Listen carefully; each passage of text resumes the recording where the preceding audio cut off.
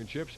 Many of the events, in fact, all of them were held at Manley Fieldhouse. So, in effect, the athletes have a whole new venue to get familiar with without a heck of a lot of time. And working with us today down on the field for the field events is Bill Roth. And Bill's going to fill us in now on some of the results of the action yesterday and earlier in this meet. Bill? Well, Dave, actually 4 events took place yesterday at Manley Fieldhouse here at Syracuse University, and Syracuse University did very well. The Orange men took 2 first places.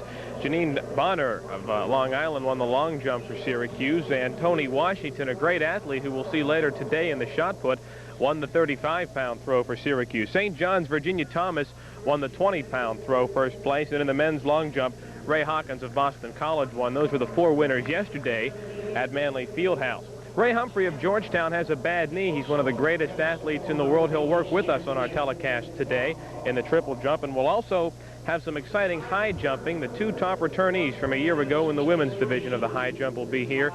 We should have an exciting day down on the field. Dave? All right, thank you very much, Bill Roth. Andy Jugan, you've been a coach. You've been the meet director of this meet in the previous 7 years it was held here. Coaches really can't coach. Why is that?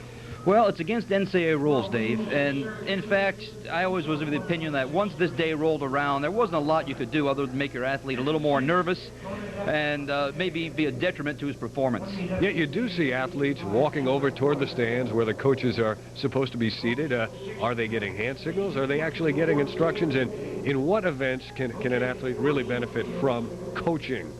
Well, probably the most important events would be the field events, where maybe a little bit difference in technique could make a big difference in performance. A long jumper might be fouling by an inch or 2, and his coach would want to move him back to start his approach. A high jumper may be planning, leaning in a little bit on the plant, and a coach could pick that up and notify the athlete. But in order to do it, the athlete has to come to the coach in the stands. The coach cannot be on the infield and cannot communicate with the athlete while he or she is on the infield. There is also a team competition going on, men's competition as well as women's. Some schools come here with the team title in mind, and some schools only bring a very small contingent, like Providence. They only have 11 men here. That's right. I think it varies a little bit based on the philosophy of the school. Providence believes basically in distance runners and middle distance runners, try to be very strong in cross country and compete at the very top level nationally with maybe a half a dozen people. On the other hand, teams like Syracuse, Connecticut, St. John's, maybe 50 or 60 people, and try to fill every event and score in every event if they can. All right, we'll be back with some of the final events. The 55-meter hurdles and the 55-meter dashes are upcoming as we continue with the 1987 Indoor Big East Track and Field Championships.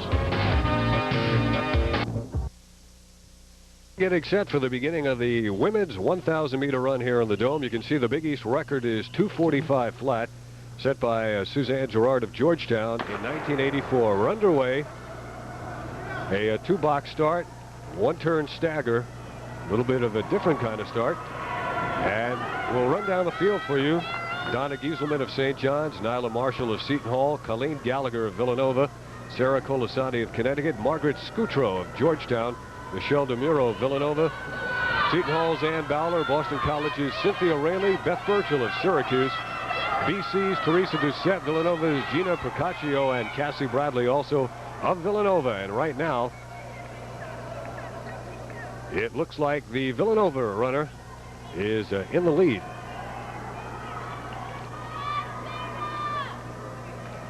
Villanova running 1-2 at this point. Gina Procaccio and Cassie Bradley, also Colleen Gallagher in the field, as well as Michelle DeMuro. Dave, Gina Procaccio is attempting a very difficult double here. She's going to try the 1,000-meter and 1,500-meter. It's never been attempted by a woman before in Big East competition. Michelle DeMuro is running second right now. It is Gina Procaccio of Villanova in the lead. She's running very easy and looks very strong at this point. And it appears as though, with the exception of the one Boston College girl who's moving up in 3rd place, it may be a race between the 2 Villanova teammates. 5 laps of this track in the 1,000 meters, and yes, she is strong as she comes down the home stretch here. Yesterday at Manley Fieldhouse, they had the almost oval track, and now they've got the benefit of the straightaways today. Right, as you can see, they appear to be picking up the pace a little bit on the straightaways and easing just a bit on the curves, probably to ease the stress on their legs, Dave. Teresa Doucette of Boston College is running 3rd, and right now the runner from Seton Hall Ann Bowler is making a move to overtake her for third place, but it is Gina Procaccio in the lead. And again, right behind her is Michelle DeMuro. So Gina's running very strong. This will be the gun lap coming up. She'll have 1 lap remaining, and it looks as though it's her race. Collegiate record in this event, 241.83. Joetta Clark of Tennessee. Gina's pulling away now from her teammate. Very strong. Good knee lift, good arm action. Looks as though she could run very strong like this all day. She is really lengthening her lead now. Strong running, Gina Procaccio. And now she's receiving the encouragement as she heads for home. Gina out of Aston, Pennsylvania, went to Sun Valley High School, and she's going to take first place in the women's 1,000-meter run here in the Carrier Dome. And it was a 1-2 finish for Villanova. Villanova's a very strong women's middle distance team, and I think that's going to be the rule rather than the exception today, to see them finish first and second in a lot of these events. The results of the women's 55-meter dash. Sean O'Neill, Villanova. Same race, now the men's 1,000 meters. Ross Donahue, the record holder for the Big East. 5 laps of the track, and in this race, Sean O'Neill of Villanova, the fastest qualifier and the 3-time defending champion. He's won it in 84, 85, and 86. Actually got slower in each year, but he's in the field along with Jan Friedley of Villanova, Tracy Baskin, Seton Hall, Tom Caroleo of Boston College, Pittsburgh's Bob Weiner and Joe Daniels, Providence's Mike Scanlon, and Michael Huber of Georgetown. That's Tracy Baskin out to an early lead, Dave, and he's more of a quarter-miler, half-miler stepping up, so you would expect him to be leading early. Both pit runners also looking very strong at this point. 3 Villanova runners are in the race. Number 441 is Sean O'Neill, and right now he's running 4th. I think Sean O'Neill, who's 4th, and Huber from Georgetown, who's 6th. They're maybe the 2 to watch. Move being made by Tom Caroleo of Boston College, but he settles back now, and he is in 6th place. Again, keep your eye on the man who's in 4th place. That is Sean O'Neill. Right, I said we're coming up on the first split here on the quarter-mile, Dave, and they're going to be at about 55 seconds, which is a very comfortable pace, not really that fast. Here goes O'Neill. He's moved into 3rd place now. O'Neill tucked in comfortably there behind one of the Pittsburgh runners. At this point, it's almost anybody's race. They're all running comfortably. They're bunched tight, and it's a very slow pace. Bob Weiner goes to the front, and he's going to be accompanied by his Pittsburgh teammate Joe Daniels. They move past Baskin, and now O'Neill on the outside shoulder of Baskin, running very comfortably in 3rd place. A tightly bunched field here in the men's 1,000 meters. Inside move being made by yet another Villanova runner. That's a dangerous move to make, Dave, and you always have the chance of committing a foul when you do that. That was Jan Friedley, and it's still Weiner and Daniels, followed by Friedley, and now here comes O'Neill. The Boston College runner is also moving up and appears to be making a bid right now. Caroleo, Tom Caroleo. And here goes Daniels sprinting to the lead, and O'Neill's going to go right after him. Here's the gun lap, and coming back into the picture now is Baskin of Seton Hall. They're at 1:57 at the half mile, which is still a very slow pace. Kind of like O'Neill's position, and here he goes for the lead. Baskin pursuing him. Has Baskin made his move too soon? I think maybe just a little bit. He's a quarter-mile, though, has the leg speed if he has the strength. He's a much bigger man, and look at that screwed-on expression. Here comes Baskin trying to overtake O'Neill. He may have timed it perfectly, and it is going to be an upset as Tracy Baskin does have enough to come back and upset Sean O'Neill, who is looking to win this race 4 years in a row. So a perfectly timed move, and he answered the question, did he have enough? He certainly did. Look at it again. Great move. Good knee lift. He's coming hard, and I said he is a quarter-miler. You can really see him driving, moving ahead of O'Neill, and is going to nip him just before the tape and actually win by about a yard.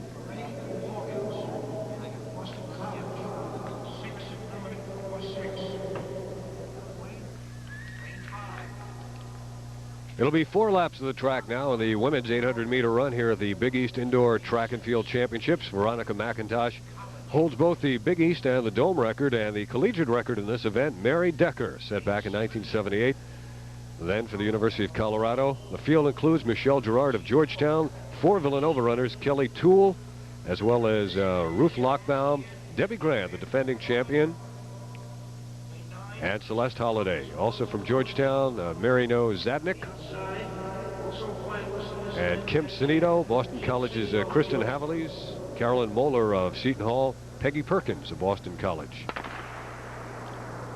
And there again is that two-box start. It's a little bit new for American track and field. It's more of a European type start, Dave, but it gives them a chance to get out fast and only have to push and shove with the people in their actual lane and not everybody in the race. Debbie Grant and Celeste Holliday go out for the lead. It is Holliday on the inside, Grant on the outside. Debbie Grant, part of a couple of world record efforts by Villanova relay teams. Running third right now. Kelly Toole is third from Villanova also. Right. 30, 31, 32, 33, 34. And bringing up the rear of the pack right now is Seton Hall's Carolyn Moeller. Debbie Grant, Celeste Holliday, and Kelly Toole. Villanova going 1, 2, 3 at this point in the race. As I said, Dave, I think this is going to be the rule today rather than the exception. Villanova has a very strong group of middle distance runners, and they are double world record holders in the relay events. Celeste Holliday is in the lead, Debbie Grant, and then Kelly Toole. Ruth Lochbaum also is in 5th place from Villanova, making a move to move up and maybe sweep the event. Peggy Perkins of Boston College is the lone outsider in that bunch. She right now is running 4th. You can see the Villanova girls running very easily, Dave, and even looking back to see what the race is looking like behind them. Almost a jog for them. Running very easy and in control. Many of the women on the Villanova team are doubling today and running in more than one race. So it looks as though they're trying to conserve energy a little bit. Villanova very deep both in the men's and women's competition. And they could walk away with both team titles. It's a distinct possibility, Dave. As I said, you can see Villanova runners looking back over their shoulder to check the rest of the field. With the exception of the one Boston College girl, it appears as though it's going to be a Villanova sweep. Peggy Perkins is hanging on the heels of Kelly Toole. And let's see, it's Debbie Grant on the outside, Celeste Holliday on the inside. And Perkins is going to overtake Toole, I think, for 3rd place. So yes. A valiant effort by the young lady from Boston College, and that prevents a 1, 2, 3 sweep by Villanova, but it is Villanova coming across in easy fashion. I didn't see who won it. Was it Holliday or was it Grant? I really didn't notice. I was watching that race developing for 3rd place, Dave, as you were. Well, we'll check the official results and look at the replay.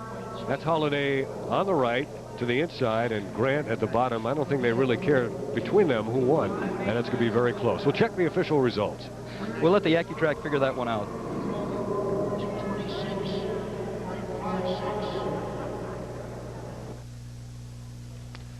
In the women's high jump, both Mary Kennan and Diane DePhillips, whom you're looking at now from Syracuse, have cleared 1.78. Here's DePhillips at 1.81 meters. And she gets over with room to spare. That's going to be a new Big East record.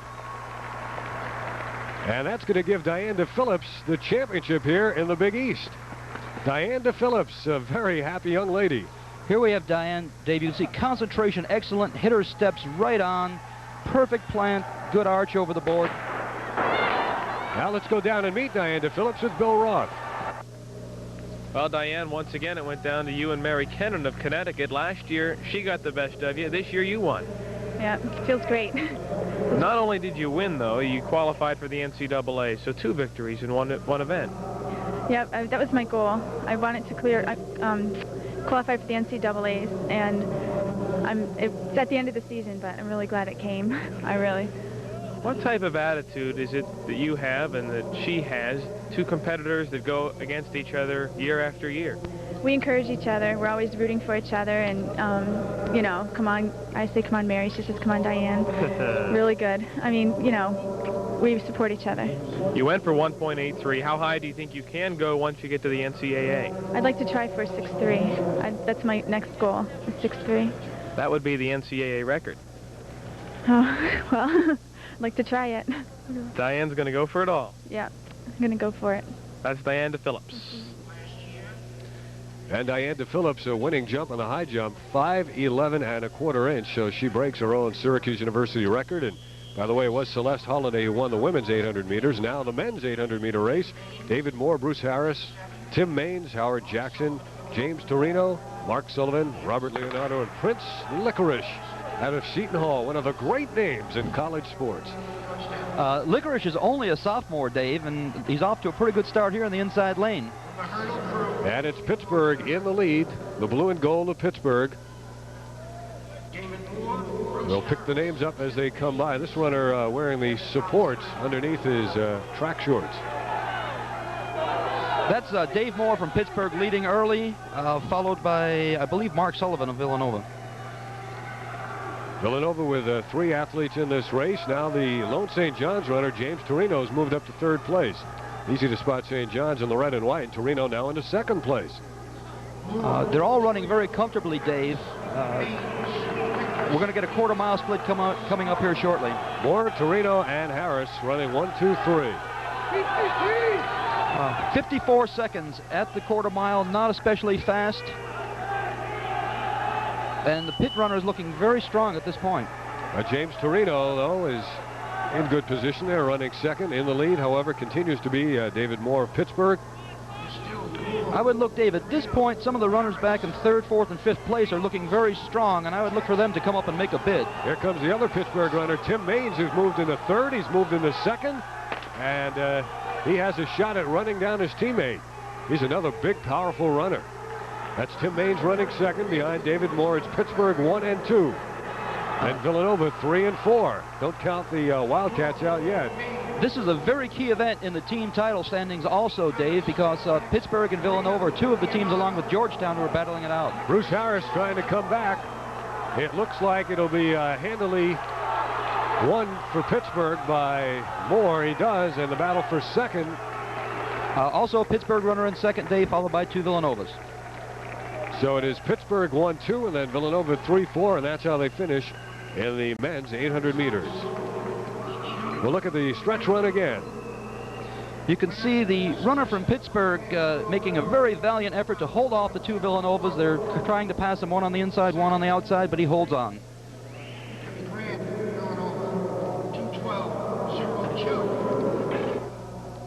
Now we move to some of the quicker events, beginning with the 55-meter hurdles for the women. The Big East record is 7.96, 1985 Shell Rice of St. John's, the Dome record. A little bit quicker than that, Rhonda Blanford of Nebraska. And the collegiate record, still quicker than that, 6.85, Candy Young of Fairleigh Dickinson. Here's the field. In lane number 1 is Stephanie Scalessa of Villanova.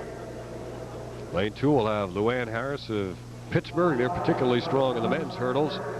Yvette Morris of Seton Hall. One of the favorites in this event is in lane number 3. Lane 4 will see Nicole Legier of Connecticut. Lane number 5 will have Debbie Bonner of Pittsburgh. Like Yvette Morris, she qualified in 8.32. Lane number 6, Allison Scarpa of Villanova. Julie Billow of Boston College will be in lane 7. And in lane number 8 on the inside, Benita Averett of Syracuse. That is the lane that is closest to the stands. Is that a little bit more difficult, Andy, to run in? It certainly is, Dave. Especially if the spectators stand up and begin to lean over the railing in the excitement of the race. Again, it's Scalessa, Harris, Morris, Legier, Bonner, Scarpa, Billow, and Averett. Fastest qualifiers are in lanes number 3 and lane number 5. Morris and Bonner. You are not permitted any false starts. George Constantino spots a false start. I believe it was lane number 7, the Boston College girls, Julie Billow. That is it, and she's gone. Especially in the sprints and hurdles. The spectators again. Now, Dave, there is a provision in there. If the starter feels that there was a distraction or a camera noise, they can reinstate the runner, but this does not appear to be the case here.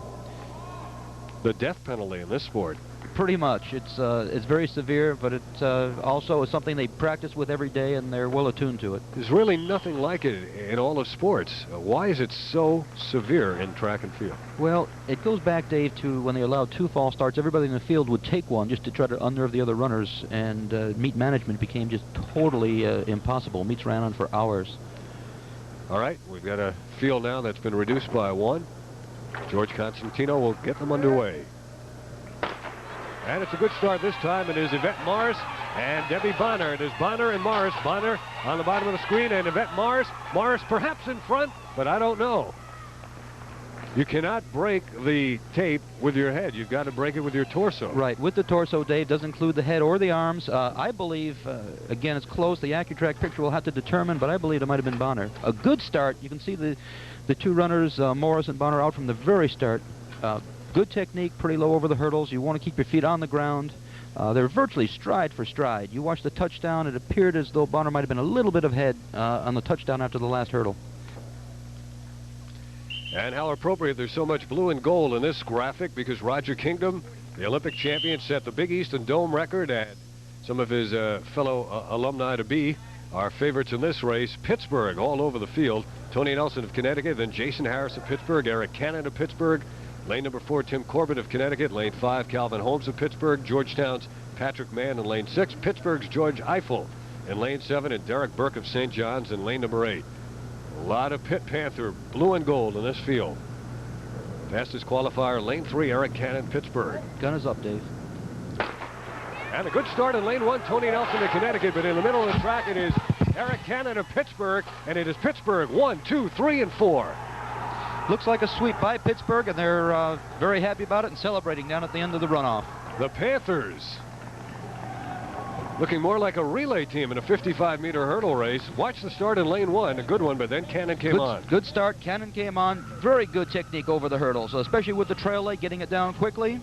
Just pulling away from the field and appearing to pull his teammates with him. Top 3 definitely to Pitt. It looks as though the Georgetown runner may have been for 4th. That would be Patrick Mann. Although up at the top of the screen, Jason Harris did finish strong, and he may have clipped Mann for 4th place. Pitt should have a very awesome shuttle hurdle relay team when it comes Penn Relays time in April. Right now, let's go down to Bill Roth in the shot put event. Okay, Dave, we're set for the shot put. Here's Patrina Thomas of Syracuse. She was leading most of the way through, but Virginia Young of St. John's threw 42.8. 8 inches better than Thomas's last effort, so that's the number she has to beat, 42.8 for the Southpaws. Go ahead. See how she did. She's happy with it. Now measure. She had to beat 42.8, did Patrina Thomas. Let's see what they say.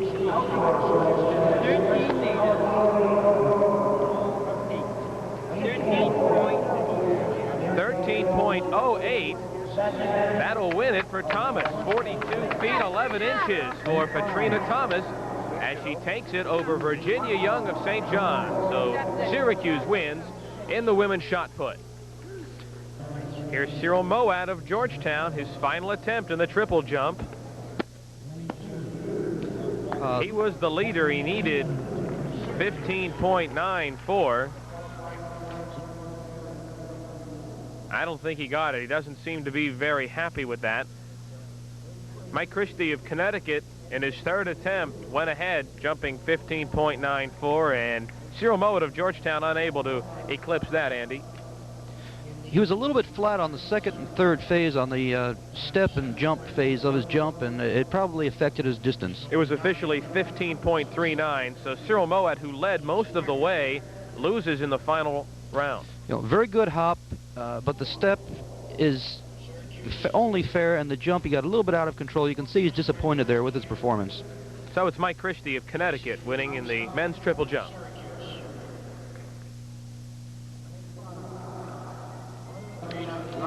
And who's the fastest woman in the Big East Conference this year? The indoor version of the title on the line now, the 55-meter dash. Renee Henderson, a graduate of Pittsburgh, is the record holder in the event, and Pittsburgh dominates this field as well. We've got Vanessa Jones of Pittsburgh in lane number 1, qualified in 7.38. Beth England of Syracuse, 7.31, lane 2. Angela Williams of Seton Hall, 7.11, fastest qualifier in lane number 3. Tracy Darmstadt of Syracuse, 7.27, lane 4. Yuri Spence of St. John's, a favorite at 7.15, many times an Empire State Games competitor. Debbie Bonner of Pittsburgh, 7.26. We saw her earlier in the hurdles. Pittsburgh's Jennifer Cupid in lane number 7, 7.37. And Dana Roberts of Pittsburgh, 7.39 in lane number 8. A very close field, Dave, and I think any of the three runners in the middle of the track could win this one. Just a couple of minutes ago, Debbie Bonner won the high hurdles at 55 meters, defeating Yvette Morris in 8.12. And here she is trying to come back and double up in just a matter of minutes. Jones, England, Williams, Darmstadt, Spence, Bonner, Cupid, and Roberts. They're in the blocks and the gun is up. Darmstadt is somewhat of an oddity among sprinting because she's from the North Country up in Potsdam where it's very cold. And Darmstadt gets out well right in the middle of the track. She's being pressured by Yuri Spence. It is Yuri Spence, and Angela Williams. And I think it was Yuri Spence holding on. It looked as though she held on, Dave. It was a very close finish. Williams was closing. Very good race run by Tracy Darmstadt there. We'll look at it again, Andy. Great start for Darmstadt. Was the first one out of the blocks, but just not quite able to hold off the speedier people. Spence coming on with a very good middle portion of the race. And you can see right toward the end, Williams beginning to close a little bit, but I believe Spence held on. Very, very close. And Darmstadt looks like she got third. She did.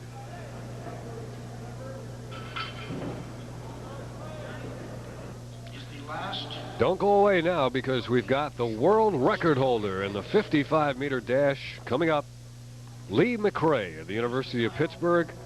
His Big East record is 6.17, but his world record, Andy, fill us in. Well, last year at the NCAA Championship in Oklahoma City, Lee ran 6 flat, and there was no question about it from the time the gun went off. It was a world record all the way. I was there, and I witnessed it in tremendous performance. He had the whole arena electrified. From Robeson County, North Carolina, Lee McRae, University of Pittsburgh, says he'll be a better football player than he is a trackman, although he has not played football at all at Pittsburgh. Originally was a baseball player and didn't like the fact that they wanted to switch him from shortstop to center field, so he took up track. That's an interesting story, Dave. I wasn't aware of that. Noticeably absent from the race is a freshman from Seton Hall by the name of Tony Tiller. Tony pulled a muscle earlier in the season. He will be leading off their relay later on, but Coach Moon scratched him from the dash because he wasn't 100%. By the way, McRae will be running later on in another event, but this year he has defeated the Olympic great Carl Lewis at the Milrose Games, lost to Lewis in the Dallas Invitational, beat Lewis as well as Ben Johnson in the 50 and 60 meter dashes at the Olympic Invitational at the Meadowlands. To the tent.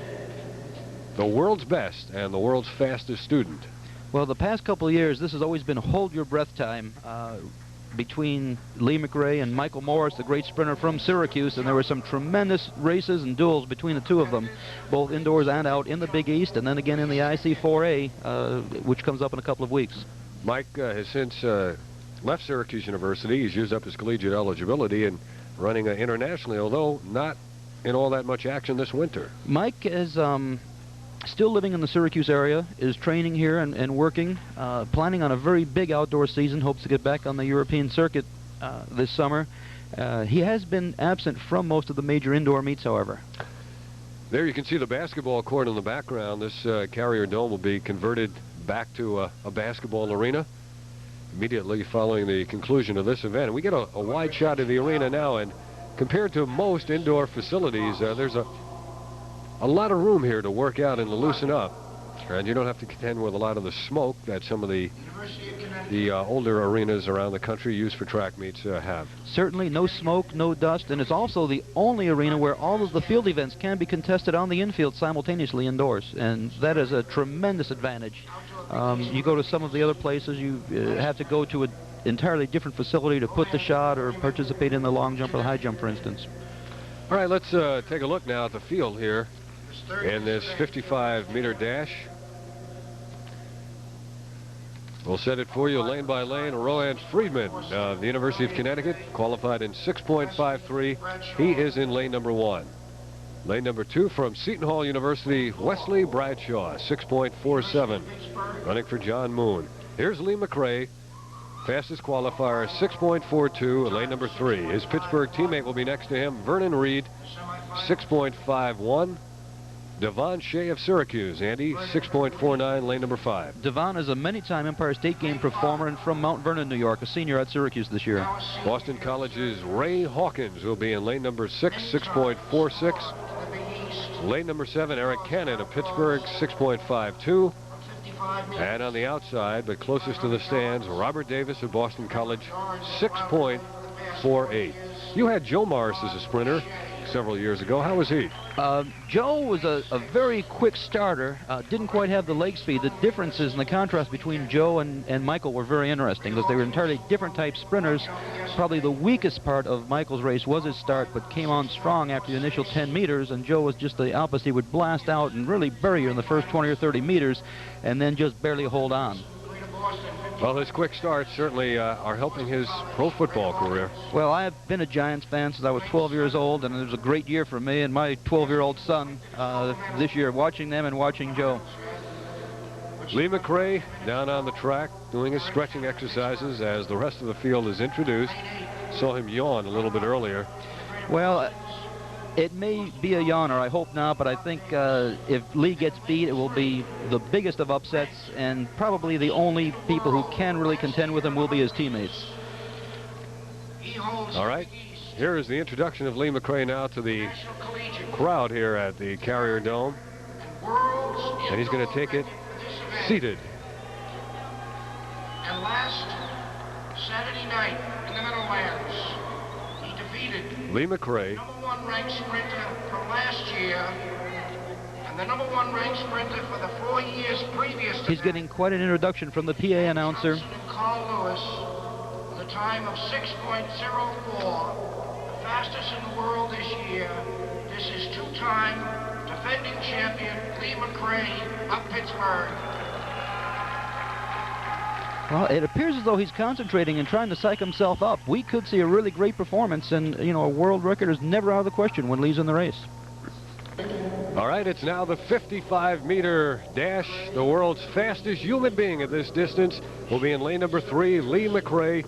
Freeman Rowan of Connecticut.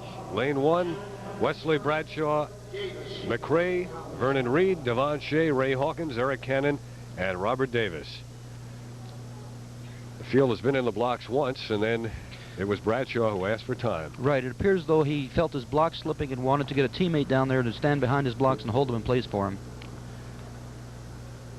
Once again, it is McRae in lane number 3, third from the right.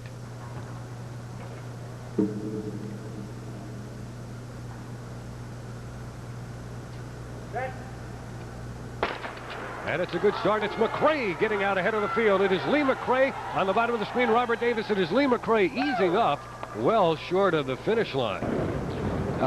Yes, it was, and it was a very close race for second, but it appears as though Devon Shea from Syracuse may have stolen second place. McRae obviously not in pursuit of a record. Excellent start. He's a little bit rough in the first 10 or 15 meters, but is smoothing out a little bit and running very well through the middle of the race. Devon Shea with a knee wrap. You can see him closing for second place, and it looks as though he's going to steal it. McRae did hold up, and Shea was second. And it looks like third place went to Wesley Bradshaw of Seton Hall. I'm sure Pitt has to be a little bit disappointed with their other sprinters because they were expecting a possible sweep here, 1, 2, 3. Ray Hawkins, who stumbled out of the blocks, came in last from Boston College. And now, powerfully built Lee McRae accepting congratulations from Devon Shea, who apparently got second place in this race. An excellent race for Shea. He's a quarter miler who's been kind of converted downward into a sprinter. Has done a great job for Syracuse this year throughout the year in the short dash. Here are the results. The women's 55-meter dash. Winner. And from the sprints, we move now to the metric mile, the 1,500-meter run. Lauren Serby of Villanova is the record holder in terms of the Big East Conference. The favorite and the defending champion is Vicky Huber of Villanova. We'll run down the field for you as they get underway. Vicky, Dave, has been a qualifier for the NCAA this year in both the 1,500 and the 3,000 meter. Her best time is 4:18. It's the 5th best in the United States so far this year. You had a look there at Vicky. Just as we cut to this wide-angle shot, it is a field of 11 runners. Gina Braz of Boston College, Maria Wine of Georgetown, Gina Procaccio of Villanova, who won our first race of the day. Georgetown's Chris Laputre, St. John's Ann Kiley, Georgetown's Heidi Rowe, Kathy Franey of Villanova, Vicky Huber of Villanova, Siobhan Gallagher, Providence, Jennifer Weeks, Boston College, and Liz Lang of Syracuse. Gallagher from Providence is a freshman, and she's from Ireland. Villanova and Providence have great tradition of Irish runners on the men's side, and they're appearing to go that way with the women also. I didn't realize that. They went to that side as well. Yes. Ray Tracy, who was the great distance runner is now their head coach for both men and women, and doing some recruiting over there. All right, let's go down to Bill Roth. Okay, Dave. We're getting set to watch Francis Osei of Seton Hall, trying to clear 6'6". And he does. And then it fell off. Oh, thought he had it. But then the bar dropped off. A lot of daylight between him and the bar. He appeared to just drop his arch a little bit early and knock it off with his behind. Boston College's Jimmy Maniscalco has already cleared 6'6". He's the only one to this point, Dave.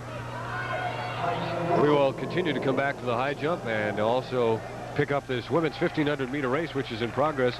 And right now, we have a new leader in the race. Heidi Rowe from Georgetown, I believe, just shot into the front, made a great move coming around the curve and down the straight, followed by a couple of Villanova runners. That's Vicky Huber and Procaccio trailing Heidi Rowe. Only way to really tell the Villanova and Georgetown uniforms apart is to catch the inscription on the front. One is in script and one is in block lettering. You can see they're both dark blue and white, and it's Heidi Rowe and Gina Procaccio, stride for stride, although Procaccio looks to be running with much less effort. Or is that Vicky Huber? It's also Gallagher from Providence moving up on the outside in about 4th place. So a tightly bunched field, two-division race right now. Right now you've got Rowe and Huber followed by Procaccio. And then that's Gallagher from Providence on the outside, and on the inside on the rail is the 3rd Villanova runner, Kathy Franey. Vicky Huber in the lead. We'll go back to the high jump and Bill Roth. All right, David, we're looking at Lloyd Means of Syracuse University trying to clear 6'6". This is his second jump. And he got it. Excellent clearance. Lloyd is a 7-foot high jumper and has cleared 7 feet several times in the past. Generates great speed and has a lot of arm motion, too. He's an excellent power jumper, a lot of speed, a lot of power. Sometimes his technique can get a little bit sloppy over the bar. And okay, you're seeing excellent speed, but his arms are a little bit outside. Great concentration looking at the bar, good lift. You can see he did not have great arch clearing the bar, though. And those legs really tucked in. He did. So there's Lloyd Means. He's still in the competition, and we go back to the 1,500-meter race for the women, and Vicky Huber is in the lead.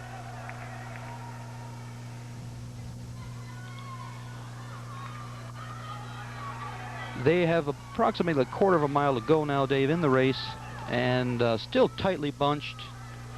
You've got 3 Villanova runners and Gallagher from Providence, followed by a Boston College runner, that is Gina Braz. Her brother, Fernando Braz, was a Big East champion in cross country a couple of times. He's a little bit older and has graduated now. Vicky Huber and Gina Procaccio are 1 and 2. And that's the gun lap. The gun lap. Gina won earlier today. Right. This would be, if she can hang on and win this, the first time that any woman has ever doubled in the 1,000 and 1,500 in the Big East competition. And here's the move being made by Gina. She is really struggling. I don't think she's going to have enough energy. Well, let's not forget that Vicky Huber right now is ranked 5th in the United States, and very tough to beat. And Vicky Huber, a little longer of stride, is going to get some pressure on the inside. We'll make it on the outside. Kathy Franey.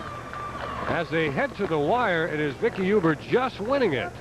Vicky Huber followed by teammates Kathy Franey and Gina Procaccio. There was a runner who was being lapped on the inside lane. That made things a little more crowded in an unusual position. Yes, she did the right thing, though. She held her position, didn't try to move out, thus interfering with the other runners. And Gina did come in for 3rd place. She almost stole it at the end there based upon that crowd. And the freshman from Providence, Sophie Gallagher, was 4th. On the women's side, Villanova has... And those are 3 legs of Villanova's world record relay team also that they showed right there. Back to Bill Roth in the high jump. Charles Hillman looking to clear 6'6". Does not get it. Only 2 people have done that so far. Boston College's Jim Maniscalco and Lloyd Means of Syracuse University. And Coach Jugan, a lot of them seem to concentrate more so now? They seem to be taking more time before the jump now than they were earlier. Well, I think as the bar goes up, it requires more concentration, but also the Carrier Dome is a very difficult place to jump. As you stand there and look at the crossbar, it blends with the horizontal lines in the empty seats in the background, and it's very difficult to pick that bar out as opposed to the black and white stripes in the seating in the stands on the other side of the track. In fact, they changed the bar earlier. And I'm sure that was probably the reason they did that. Right. There was also one year where they went to an orange bar, and that turned out to blend in with the orange railing along the stands. You can get a little bit of what we're talking about, that kind of herringbone effect that the empty aluminum seats create. You're looking at the bar now and looking at the next competitor in the high jump. Francis Osei again will go for 6'6".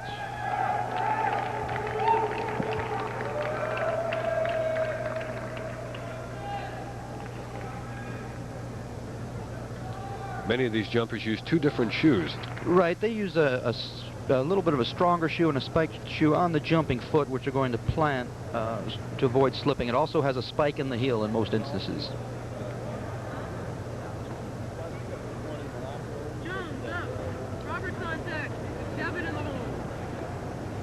Does that count as an attempt? No, it does not. I have not seen the official.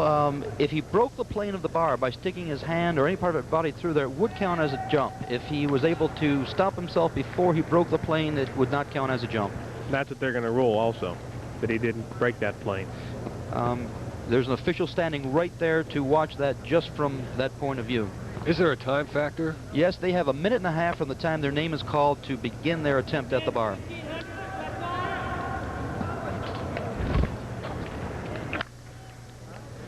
Well, you know, on his first attempt at 6'6", he nearly had it and just nipped the bar. That time he got it pretty squarely, so he had better efforts earlier. It appeared as though he had a very poor plant of his foot and never really gained his full balance before he went up and jumped at the bar. We're watching the high jump competition for the men. Diane DePhillips earlier won the women's high jump, set a new Big East record in the process, and qualified for the NCAAs. Now the men will get their crack at the 1,500-meter run. Ross Donahue, who competed for Oswego High School and then went to a couple of Big East schools, ending up at Villanova, is the record holder in this event. And here is the field for the men in the 1,500 meters. David O'Connell of Boston College, John Troutman of Georgetown, Gerard O'Reilly of Villanova, who won this race a year ago in 3:52.21, Bill Mullaney of Providence, Michael Starr of Georgetown, Peter Moriera of St. John, Syracuse's Vance Dan, and Mark Pryor, also of Syracuse. Troutman and Starr are part of a three-point Georgetown power play in the middle distances, along with Miles Irish, and they are actually the three of the best American high school milers in the past few years. And Frank Gagliano, the coach at Georgetown, an excellent job in recruiting, has them all together at Georgetown, and they're really going to do a great job. They're all New Yorkers, by the way. After all those Irish runners who ran the miles so well for Villanova, how did Miles Irish end up at Georgetown? That's very interesting. One of the classic names in track and field. Jerry O'Reilly from Villanova would probably be considered the favorite in this event, but I would watch Troutman and Starr also, along with Mullaney of Providence.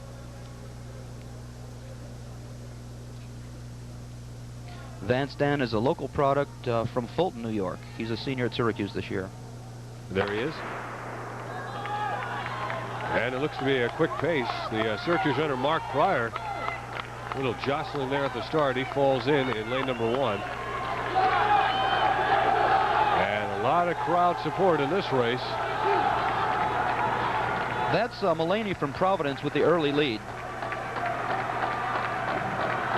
O'Connell, Troutman, O'Reilly, Mullaney, Starr, Moreira, Dan, and Pryor. Let's go back to the high jump now. O'Reilly, Troutman.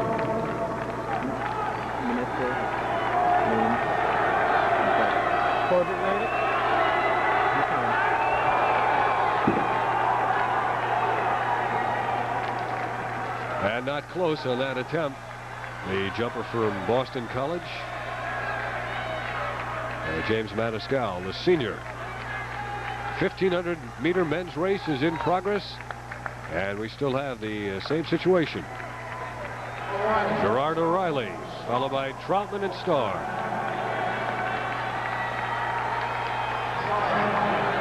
O'Reilly running very easy at this point. It's still early in the race.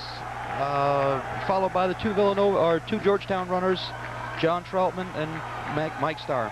Andy, so many of these runners are used to running on the boards during the wintertime. What kind of transition is it to come to a flat track like this? Well, it's actually easier to come from the boards to the flat track than it is to go from the flat track to the boards. The boards have a little more resilience, a little more bounce, and banked curves also, and it takes some adjustment. What about the adjustment from yesterday at Manley Fieldhouse, almost a circular track, to this one? It doesn't show up too much in these distances. The events like the 300, 400, 500, there's much more of an adjustment that has to be made because you're taking the turns at a much faster pace. Looks like we have a Villanova runner moving up into 4th place now. I believe that moving up is Bill Mullaney from Providence. Jerry O'Reilly leading, followed by Starr and Troutman. Mike Starr actually started his career at Arizona State and transferred to Georgetown last year. It looks as though Mike Starr is going to make a race of it, although O'Reilly's a very experienced runner with a lot of moxie, and it's going to be interesting to see the strategy he employs here as the race unfolds. Starr is trying to cut down the gap. He's working hard, and O'Reilly is running fairly effortlessly. At this point, I think O'Reilly looks as though he's running a little easier. Down to the high jump. And the attempt. Was not made. I don't believe it was made, so we kept it right here. With 2 laps to go, this race is beginning to unfold. I think we ought to keep it right here and watch how this transfolds here. And here's the move being made into first place by a pair of Georgetown runners. And Starr comes right with them. They go past O'Reilly. This could be the race of the day. I would not count O'Reilly out of it yet. This race may not be over. Here comes Starr. He's sprinting past his teammate, Troutman. And O'Reilly's trying to get back in it at the gun lap. It is Mike Starr, John Troutman, and Gerard O'Reilly. Starr, Troutman, O'Reilly. I've seen Jerry O'Reilly countless times make up this much of a difference and come through to win the race, although it looks as though the Georgetown runners are in control. It is Mike Starr, looked over his inside shoulder. Here comes his teammate, O'Reilly. I don't think they're going to catch him. Mike Starr, coming from 3rd place, is pulling away, and Georgetown's going to go 1-2 in the 1,500 meters. O'Reilly gets 3rd place. And it is a happy bunch of Hoyas here in the Dome. Now we know who was making all that noise. Well, a very interesting race, and the 2 Georgetown runners who trained together ran very well, very smart, and were able to hold off Jerry O'Reilly in the closing stretch.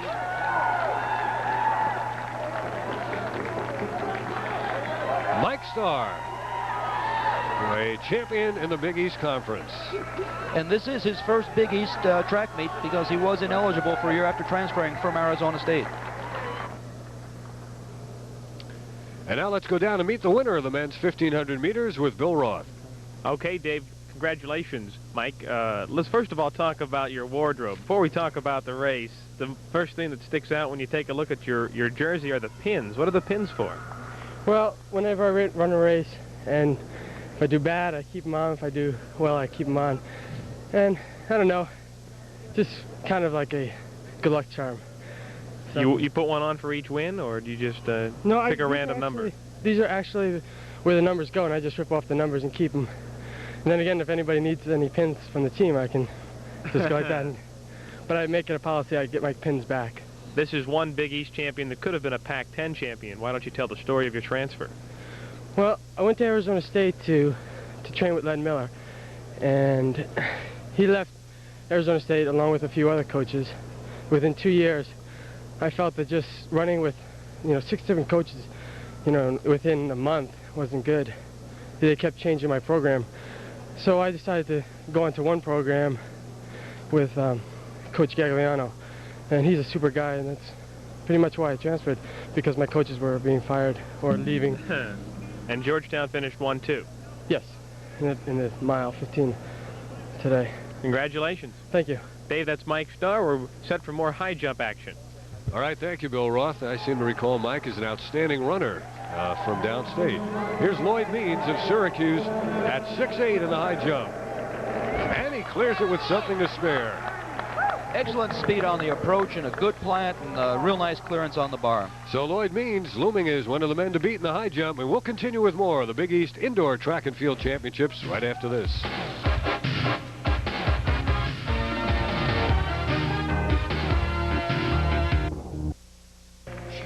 We're getting set for the start of the women's 500-meter run, and in this race, 2 record holders, although not necessarily from the same event.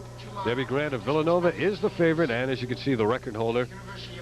And one of the competitors in this race, the woman who set the high jump record earlier today, Diane DePhillips of Syracuse. The rest of the field has Alessa Stevens of Syracuse University, Felicia Blake, Seton Hall, Janice Reed, Boston College, Chandel Marion of St. John's, Debbie Grant, Villanova, Diane DePhillips, Syracuse, Gloria Azika, Pittsburgh, and Jody Wirtz of Georgetown. Alessa Stevens from Syracuse is a freshman from the Cortland area, Cortland High School.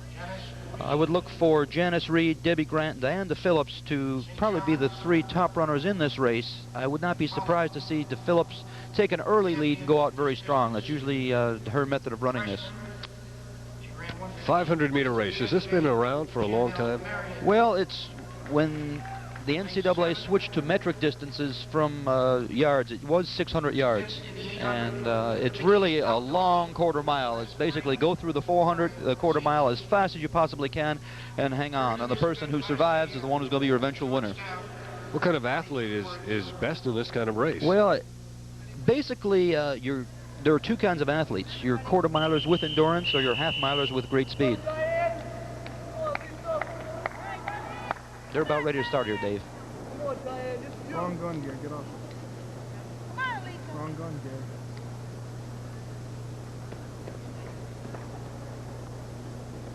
This is 2.5 laps around the track. And they come out of the waterfall start. Good move being made by St. John's Chandel Marion. Coming out of the stagger, Chandel Marion. Looking very strong. Janice Reed from Boston College on the inside, also coming on now. And Debbie Grant from Villanova. And here is Debbie Grant from Villanova moving into contention now as they fall in along the rail. Janice Reed of Boston College, Debbie Grant, Chandel Marion, and the Pittsburgh runner Azika. It is still Reed and Grant. And this race is far from being decided yet. Debbie Grant making a move to the outside, and just now overtaking Janice Reed, who is fading quickly. Chandel Marion and Gloria Azika. It is Debbie Grant. Debbie Grant doing an excellent job, and about 57 seconds at the quarter mile. There comes Debbie Grant down the stretch.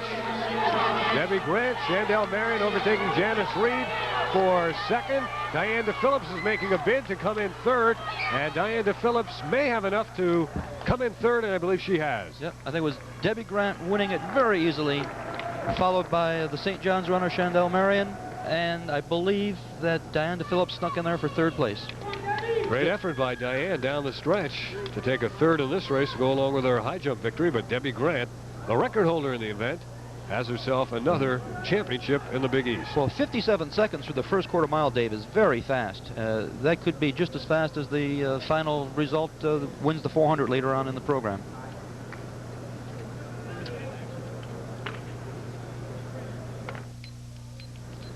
And it's the son of the Villanova coach, Charles Chip Jenkins, who holds the record in this event. The men's 500-meter dash that includes a field today of Howard Jackson, Villanova, Floyd Redfield of Connecticut, Andrew Valman, Seton Hall, Lyndon George, Syracuse, Patrick Mann, Georgetown, Ashley Ward, Georgetown, Pitch Jesse McKell, and Mark Rainey of Villanova. This is an excellent field, Dave, and I wouldn't be surprised if we got a very fast time, maybe the NCAA qualifying time out of this. I would look for Lyndon George, Andrew Valman, and Pat Mann as the primary people with chances. Look at the Pittsburgh runner, Jesse McKell. Again, it's 2.5 laps. They'll stay in the stagger. And a good move being made by the Syracuse runner, Lyndon George. Lyndon George running very well, and so is Seton Hall's Andrew Valman. Andrew Valman in the white uniform in the center of the track appears to have the lead. As they come out of the stagger, they'll fall in along lane number 1 very shortly as Valman going to the lead. And here comes Lyndon George. Lyndon George right behind him. Excellent race. Valman's running a little bit looser right now, but they're running really well. Well, we'll see if they're quarter milers with a little endurance, or what'd you say, half milers with a lot of speed? Half miles. And I think you see that exact situation there with Valman and George. Valman, Look at that loping gait by the runner there on the outside trying to take the lead, but he's falling off the pace now. 48.7 at the 400 meter. It is still Valman, George, Patrick Mann of Georgetown. Looks like George has run out of gas, and here is the sprint down the finish. And who got it at the finish, Georgetown or Seton Hall?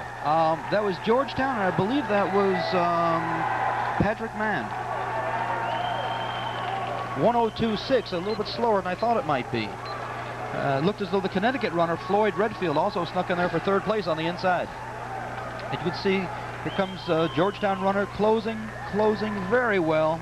Leaned a little bit early, but held on to win it, I think, at the finish. Definitely the stronger of the two is Andrew Valman in a bit of an upset, losing to Patrick Mann there of Georgetown. And the Hoyas are happy last couple of minutes with the victories by Starr and Mann. Now let's go to the high jump and Bill Roth. All right, Dave. Ken Moody looking for his second jump at 6:11.5. He's from Boston College.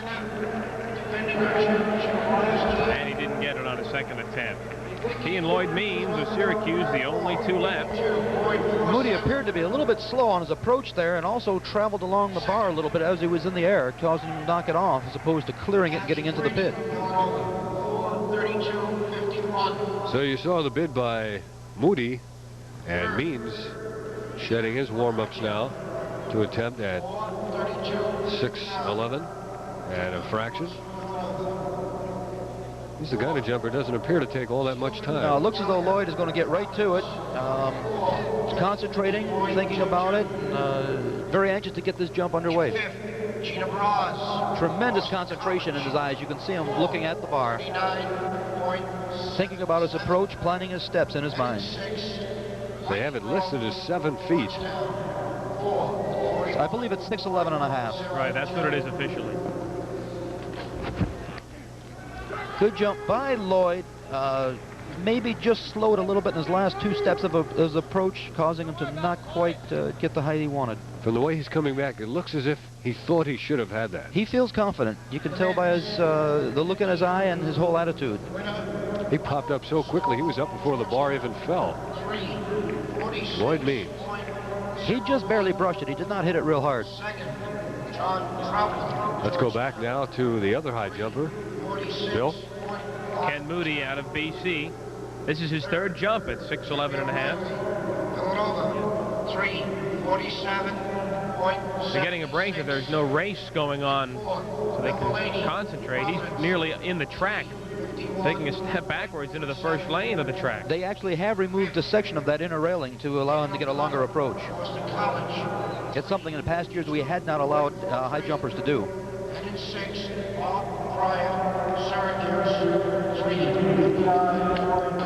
And he misses on his 3rd attempt, and it goes back to Means now for the last shot at 6:11.5. And Andy, if neither fails, if neither is successful in clearing this height, what happens? Well, they'll go back down to the previous height and see who cleared it on a first attempt. Which was Moody. Which was Moody. So right. Moody would be declared the winner, and Lloyd would be second. Right. There is, if they're equal all the way down, including number of total misses, they then do have a tie-breaking system where they will begin to lower the bar at 1-inch intervals.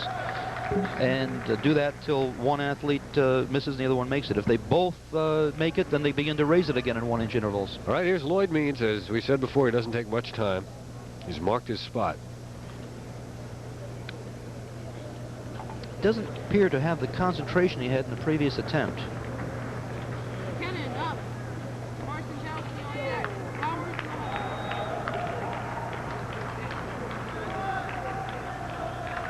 Settling himself and thinking out the steps in the approach. You have to get a mental picture of what you're going to do.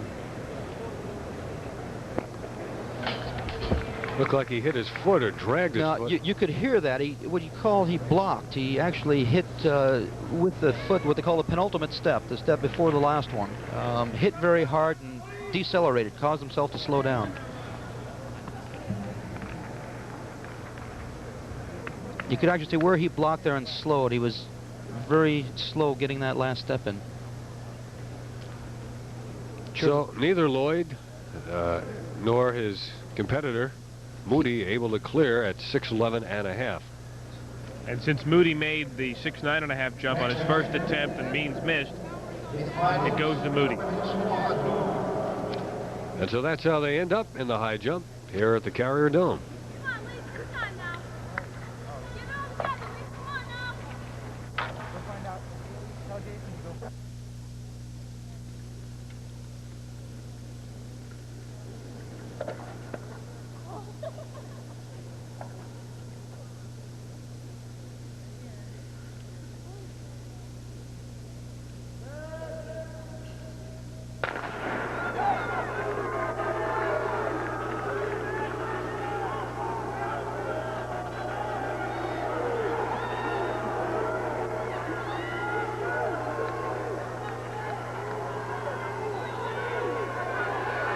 Right in the middle of the track.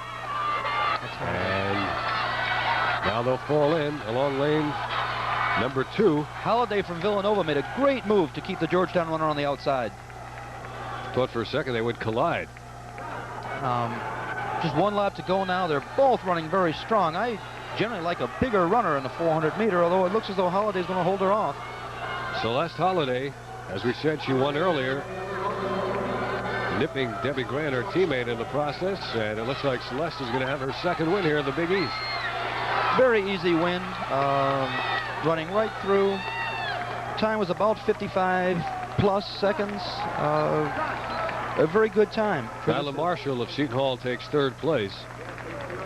Jennifer Bell of Georgetown was second.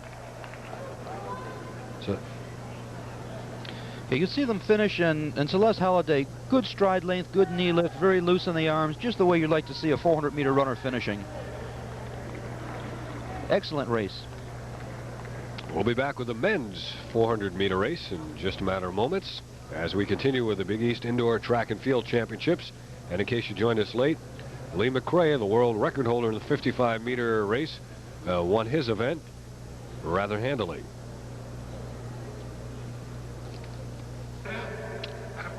The field in this men's 400-meter dash includes Edwin Motabiti, the Big East record holder and the defending champion. From Villanova, he will be in lane number 3. A pair of Pittsburgh runners, Rowan Mighty and David Price, in lanes 1 and 2. Darren Outler of Georgetown is in lane 4. Villanova's Mark Jones, lane 5. Harold Rollins, Seton Hall, lane 6. Maurice Gordon of St. John's, lane 7. And Patrick Dandridge of Georgetown is in lane number 8.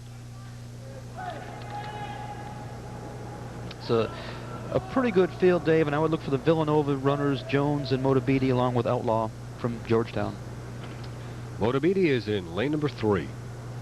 It's an excellent lane to run in on this track also. Motabiti off to a very slow start, and the Pittsburgh runners on the outside looking good, along with Mark Jones from Villanova. Jones is in the center of your picture now. Harold Rollins is in the all-white.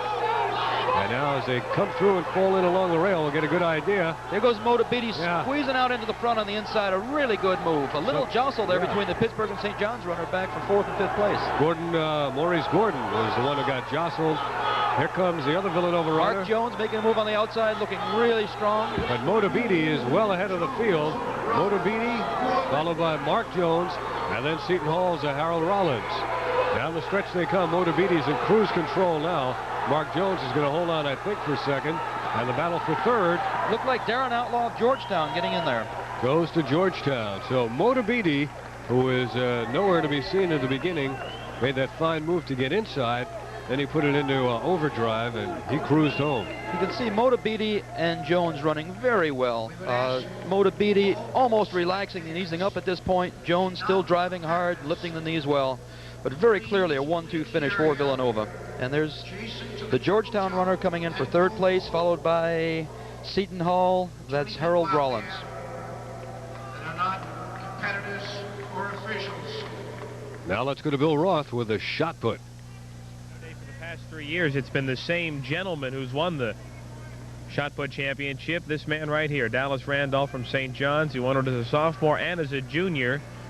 And he's way ahead as he comes into his final toss here as a senior. His best toss today is 53 feet 9 3/4 inches, which is not as long as he did the last 2 years here. Let's see if he can better it here in his final toss. It won't make it. He has done better than that. 53 9 3/4. Dallas Randolph wins it here. His worst effort in 3 years, but for the 3rd straight year, St. John's and Dallas Randolph win the Big East Championship. Dave? All right, thank you, Bill Roth. Andy Jugan is working with us this year, the former Syracuse track coach. I haven't seen too many of the behemoth-type shot putters like we used to see. I was just thinking that as I was looking at Dallas. He is not really big by shot put standards, but very quick putter, especially in the arms. And gets across the circle quickly with the feet, and his delivery of the ball is very quick. Gary Gubner, Perry Matson, Perry O'Brien, Boy, they Randy really were. Matson. That's right. We'll be back right after these words. Women's 300-meter run, Jennifer Cupid of Pittsburgh, Chris Harvey, Syracuse, Yuri Spence, the favorite of St. John's, Jackie Stokes, Providence, Seton Hall's Angela Williams, Pittsburgh's Debbie Bonner, BC's Ken Allison, and Beverly Lucan of Boston College. They will stay in their lanes for the entire race. And it'll be somewhat difficult to tell who's in the lead, but Yuri Spence, who's not in your picture right now, is making up ground down the field. There she is in the red and white. Yuri Spence, very definitely the leader now. That's right. Yuri's in a very good lane, Dave, and she's also made up the stagger on the 2 people outside her, so you can see she's clearly ahead. She's past Angela Williams of Seton Hall. She's moving up on Ken Allison Ken, and Beverly Lucan. And it is Yuri Spence showing the way at the top of the stretch.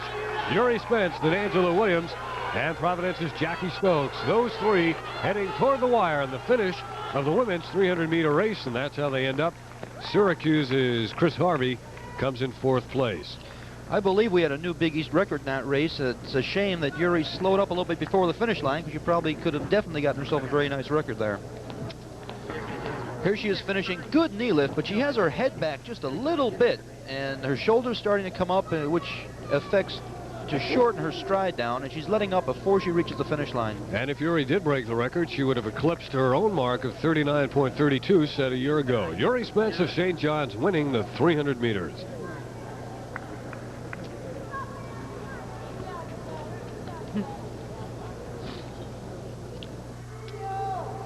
Now the 300-meter dash, and we'll have an attempt at a sprinting double by Lee McRae of Pittsburgh, who earlier won the 55 meters, especially where he holds the world record. He won that in 6.35.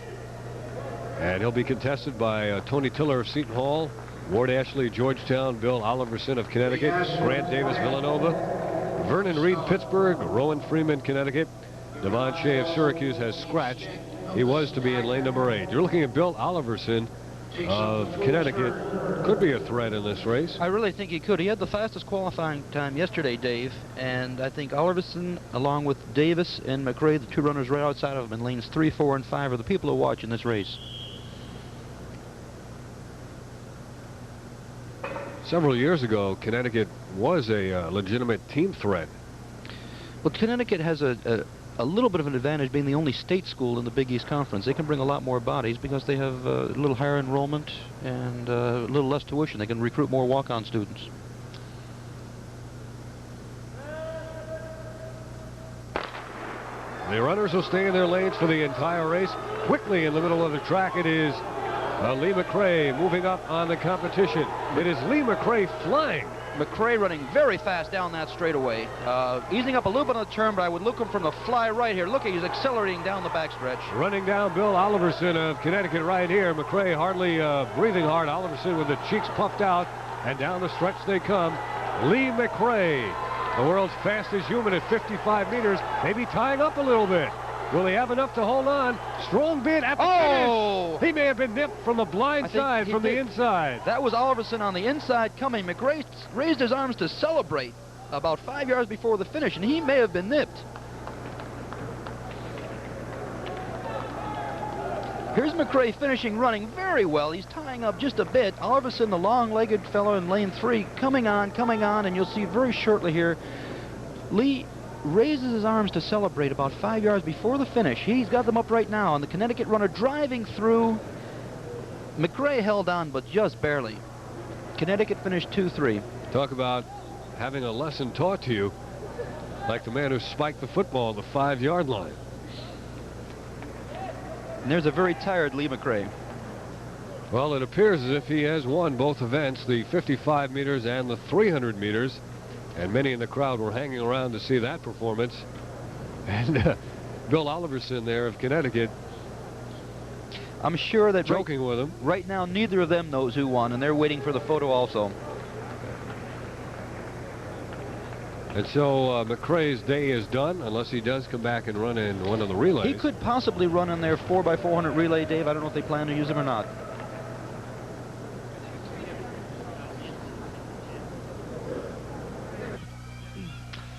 Well, the action is all over in the women's triple jump, and Bill Roth is standing by with our winner. Bill?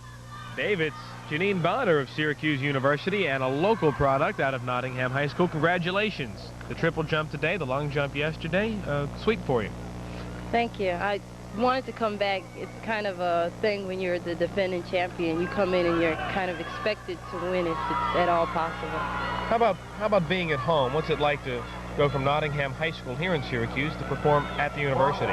It's pretty good because it's not like you still have your hometown friends coming out to see you. A lot of my friends came, and my parents, being it's only 20-minute drive from here, they were able to come out and see me, and I kind of like that. Let's take a look at your best jump, 11.81 on the day. Why don't you take us through it? What are you thinking about at this point? Right now, I was hoping to get a good takeoff because basically that's the best part of my jump. You were 11.65, 11.72, and then 11.81 on this one. My main goal was to get a good takeoff and then to try and hold the second phase of my jump because that's where I completely lose it at. That's the shortest distance I take in the 3 jumps. Coach Dugan said good leg extension. That's the key on the landing then? Yeah, I'm surprised now that I'm looking at it that I did that well because I was saying hold it out, get every inch you can. So. Only a sophomore, so you have 2 more years to win this. Yes, and I hope to come back and do that. All right, Janine, congratulations. Thank you. Dave, that's Janine Bonner of Syracuse. Okay, thank you, Bill Roth. The triple jump, be it women's or men's, Andy Jugan, is one of the most strenuous events in track and field. A lot of people don't realize just how physical it is and how jarring it is to the legs. It really is. The legs, and especially the joints, the knees and ankles, were not meant for that championship here. And we had to install the board runway, so we'd have dual engineers measure and figure out what the pressure was. And it was like 500 pounds per square inch when they actually land and compress on the runway. Ray Humphrey, an outstanding triple jumper who won both redshirted because of an injury. You're looking now at the women's 3,000-meter race, and that is the young lady who is running second, Lauren Syrause of Villanova. The leader, who is coming around the last turn there, right, is Vicki Huber, who earlier won at 1,500 meters. Now, I think the original plan here, Lauren Syrause was trying to qualify for the NCAA championship in this event. And Vicki was supposed to be the rabbit and set a fast early pace and take her through the mile or mile and a half fast enough so she could have a shot at qualifying. It looks as though the rabbit is stealing the race, and Vicki is running very well and actually opening up quite a bit. She's followed by Lauren Syrause. And running with Syrause in a group are Kathy Franey of Villanova, Christy Crowley of Providence. And there's another break before you go back to Mary McCullough of Georgetown, and Chris Bergen of Syracuse is in 6th place. Vicki Huber, a liberal arts major out of Wilmington, Delaware, attended Concord High School. And she continues to lap the field. Earlier, she won the 1,500 meters. Also runs cross country, just a sophomore at Villanova. Competing under the guidance of Marty Stern. Right, Uncle Marty's Sneaker Barn, if you're a sports aficionado and read the magazines. That's his advertisement. Say, Uncle Marty loves you. And Vicki Huber just continues to pour it on. Running very well, very efficiently. And it looks like she's enjoying it. Actually, a little smile on her face. She gets the gun lap. showing no signs, no ill effects of having raced earlier. In fact, now she's pulling away, pouring it on. And you can see she's really enjoying the double victory today. Hardly even breathing. Amazing, isn't it? She may yet lap another runner from Georgetown down the stretch. Really pouring on the speed here coming down the home stretch and running very, very efficiently. What a beautiful race run by Vicki Huber. She's looking back now to watch her teammates finish. And you've got Lauren Syrause and Kathy Franey coming in 2-3 here down the stretch. And there is your winner, Christy Crowley. Oh, sorry. Vicki at the finish line. Christy Crowley of Providence finished in 4th. And that's the story in the women's 3,000-meter race. In the latter stages now, the men's 3,000-meter race. It is Gerard O'Reilly pouring it on. As he has taken the lead, he's lapping runners. Eddie Hanratty of Providence is running second. O'Reilly looking back over his shoulder. Robert Reed of St. John's, who was leading for much of the race, has faded to third. Gerard O'Reilly looking very strong now, continuing to look back, however. And we're going to have a late charge being made in the race by the St. John's runner, Robert Reed. Robert Reed, a great move there. It's been a very close race throughout, Dave, and Jerry O'Reilly blew it open with about 2.5 laps to go. I don't know if Reed's going to have enough time or energy to even hold on to second place. You can see there on your screen, Reed and Hanratty coming down stride for stride. And he is Reed held right on. In holding him off. Very close race for second place. Gerard O'Reilly with a perfectly timed move to steal this race from Robert Reed, who apparently had a lot left and may have been caught napping there as O'Reilly just blew by him with about 3 laps to go. Here you see him come down the finish with, on the right side of your screen, Jerry O'Reilly finishing, but the very close race for second between Reed and Hanratty, with Reed just holding him off at the line. Reed, the inside runner dressed in red and white from St. John's. So that's how they finished in the men's 3,000-meter race. Glenn Walsh of Syracuse was 4th, followed by Mike Quinn of Georgetown, who was 5th. We're down to one man in the pole vault, and to fill us in, here's Bill Roth. Dave, only Syracuse and Connecticut have ever won first place in the pole vault, but this year it looks like it could be St. John's. Michael Ulmer here attempting 14 feet 5 1/4 inches. If he makes it, it'll be St. John's.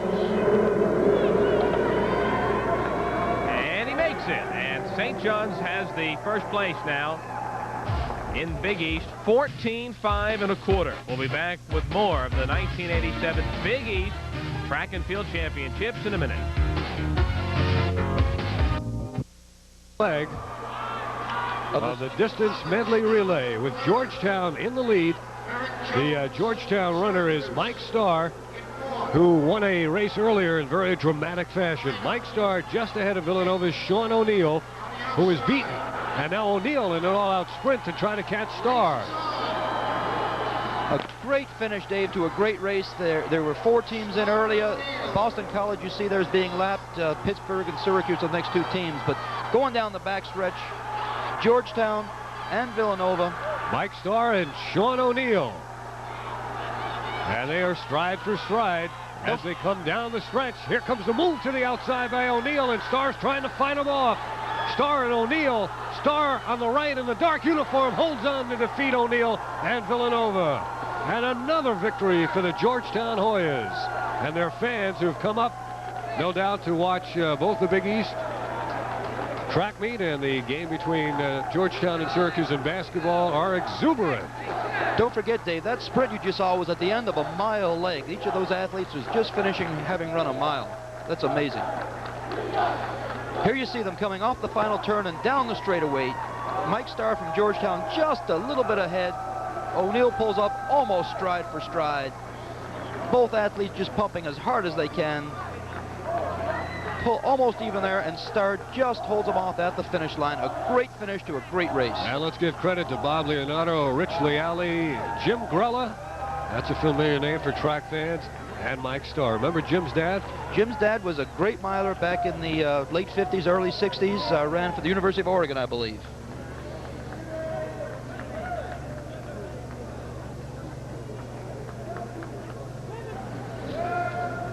Down to the final 2 relay races. This is the women's 4x400 meters. And we've got 7 teams entered in this competition. And they'll stay in the stagger. St. John's has made up a lot of ground. And it looks like Villanova is looking quite good as well. Boston College and Syracuse also have excellent teams in this event, Dave. I would say that it's going to should be a good race throughout. St. John's with Yuri Spence is in the lead. Georgetown, Sandra Whitfield running second, now to third, as Boston College's Janice Reed has taken the lead. And BC's Janice Reed trying to overtake Yuri Spence. And she has momentarily, but Spence fights her off on the turn. Georgetown runs third, then Pittsburgh is running fourth. And it is Janice Reed giving Boston College the lead. And the handoff down to Bev Lucan. That's Villanova in third place there, Dave. At the exchange. They have very similar uniforms between Villanova and Georgetown. It's difficult to tell. And yet, right now, Boston College, St. John's, and well, it is Georgetown running third. And it is St. John's contending for first. They've got to pass a rule in the Big East to have 9 distinctly different uniforms. It's been a problem for us all day. It is still Bev Lucan of Boston College. Right now leading Dawn Wellington of St. John's.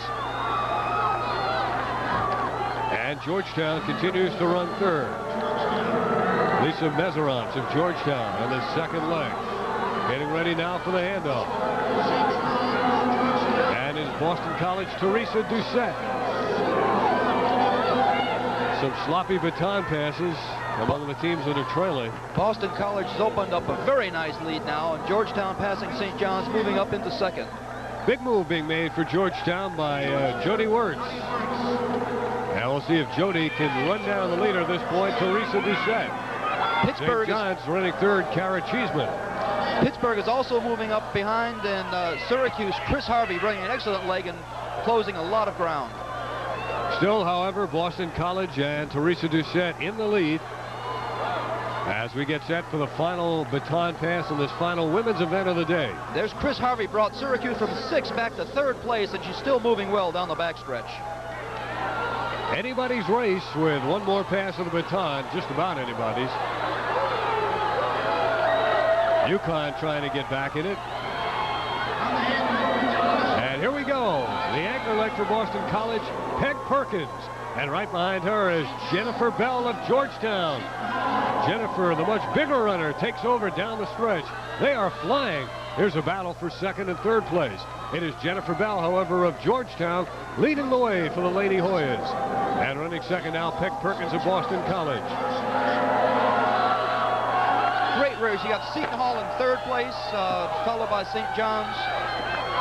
Angela Williams running the anchor for Seton Hall. Jennifer Bell of Georgetown. Then it's Peg Perkins of Boston College. Here's Jennifer. And Syracuse trying to make a move to take over 3rd place. And that's Diane DePhillips, who has earlier won the high jump and placed in the 500 meter. She was 3rd in the 500 meter. She has a shot at getting 2nd for Syracuse. Jennifer Bell is tying up in the stretch. Diane DePhillips with a bid to get Syracuse to 2nd. I think she did it. I think she may have done it, David. That was an excellent by the last 2 legs in Syracuse's team. Chris Harvey and Diane DePhillips did a great job to bring them from 6th place to 3rd, possibly 2nd.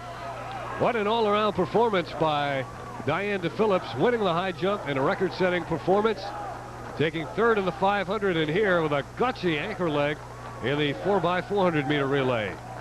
Jennifer Bell wins it for Georgetown, and yes, I would say from this angle, it looks like Syracuse did get it. I think so. It's a close one, and it's hard to tell from this angle, but I think Diane probably snuck in there for 2nd place. Excellent leg and ran hard, closed hard at the finish. Some happy young women for Syracuse as they made up a lot of ground, whether it's 2nd or 3rd place.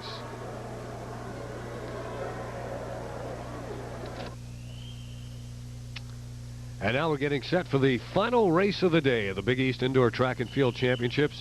The men's 4x400 meter relay. Villanova, the record holder in this event. We've got 7 teams in the field.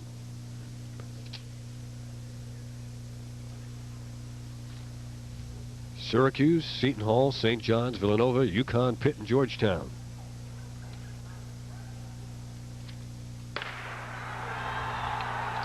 It's a good start. They'll stay in the stagger. And a strong move being made by Georgetown right at the start. It's David in the lead for Georgetown. Georgetown fans chanting GU, GU, GU, but now to Seton Hall falling in with Harold Rollins showing the way. One more lap for each runner, then the baton pass. It is Rollin of Georgetown. Connecticut is in second. Now the Rollin of Seton Hall. Connecticut is running second right now. A little bit of a surprise. Now we'll get the baton pass coming from Rollin to Prince Licorice for Seton Hall.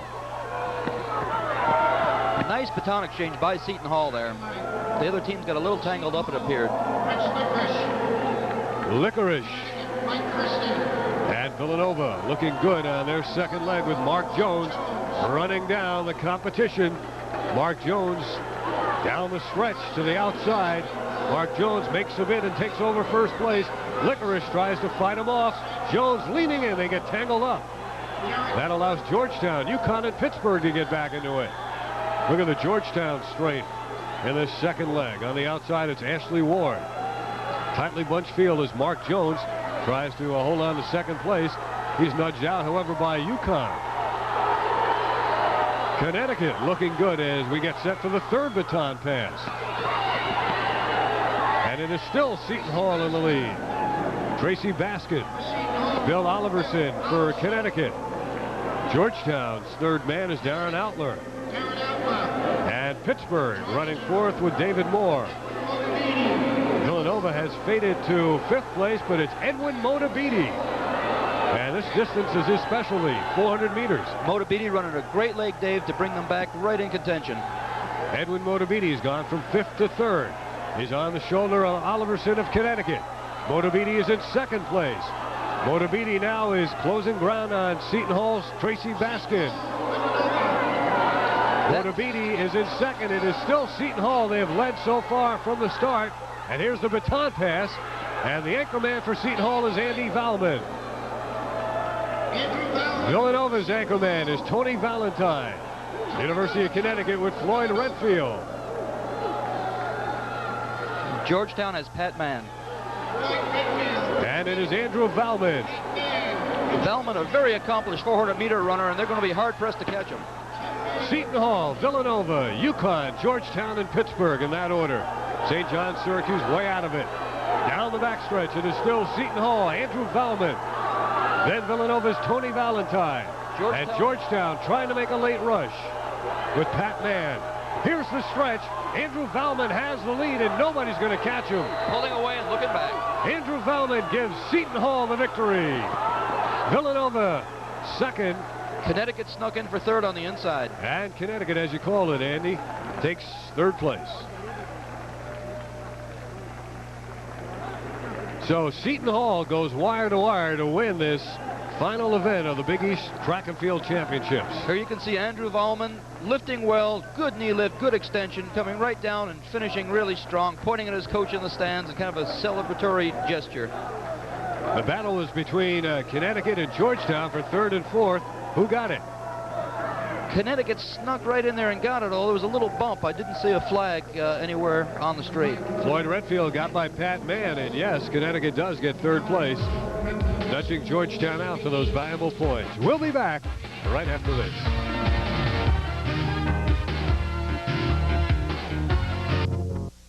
Going along with Andy Jugan and former coach Andy Jugan, we know something that the Pitt Panthers don't know, even though they have the team trophy. They left here about an hour ago. However, somebody's going to have the task of calling them up or getting on their team bus and taking back that trophy. Not an enviable task, Dave. I've had to do it before. About 5 years ago, we had the same problem. Misscored the meet, and had to go on Villanova's team bus, take the trophy back, and then award it to Seton Hall after everybody had left the building. The Pitt Panthers took the trophy here in the Dome. They did a couple of victory laps chanting, "We are Pittsburgh." And guess what? Not only were they not first in the men's scoring, they were not even second. They came in third. Georgetown wins the team competition with 99.5 points, and then they were followed in the team standings by Villanova and then Pittsburgh. Right. The only thing they were right, they are Pittsburgh. They didn't win. Bill Roth covered the field events for us, and some of the outstanding performances in the meet were conducted down on the floor of the Dome. Yes, Mike Christie of the University of Connecticut winning in the long jump, and they also win in the pole vault. So UConn had a very good day here this afternoon. Janine Bonner of Syracuse University, extremely talented individual, only a sophomore from Nottingham High School here in Syracuse. She'll be back for 2 more years and certainly one of the top athletes in the league. Record-setting performances in both the triple and the long jump, and that duplicated what she did last year in the outdoor championship. Yes, she did that, and also one NCAA qualifier, Diane Phillips of Syracuse University, in the high jump in our very first event today. So it was a very exciting afternoon on the field. And on the track, we saw double victories by Vicky Huber and a gutsy performance by Mike Starr. Tremendous. Mike, yesterday in the 4x800 relay, Dave, ran 1:46.6, probably the fastest 800-meter relay leg ever run indoors. Came back today, won the 1500, anchored their distance medley in a really gutty race, and just held off Villanova. Tremendous performances. Just to reiterate, in the team scoring competition, it was Villanova winning again for the women, and that is, what, 5 years in a row? 5 years in a row. Villanova is the only team ever to have won the Big East competition for the women. Syracuse, mostly by virtue of their field event points, second place, took home a trophy. Glad to see that. And the Georgetown Hoyas are the champions of the men's Big East indoor track and field meet for this year, even though the Pitt Panthers somewhere out there think that they were the winners. But it was Georgetown winning it by the final tabulation of the computer scoring. Of course, things might change even after we sign off here. Well, you know, Dave, it's difficult to run 2 meets simultaneously, 2-day competition. You're scoring them both. People are in a hurry to get on their team bus and get back to get into classes. It's a very difficult task, and I can see how a mistake can be made. Well, we hope you enjoyed it wherever you were watching today. From all of us here at McCaw Cablevision in Syracuse, our pleasure once again to present the 1987 Big East Indoor Track and Field Championships. Now speaking for Bill Roth and Andy Jugan, I'm Dave Cohen. Thank you for watching, and so long.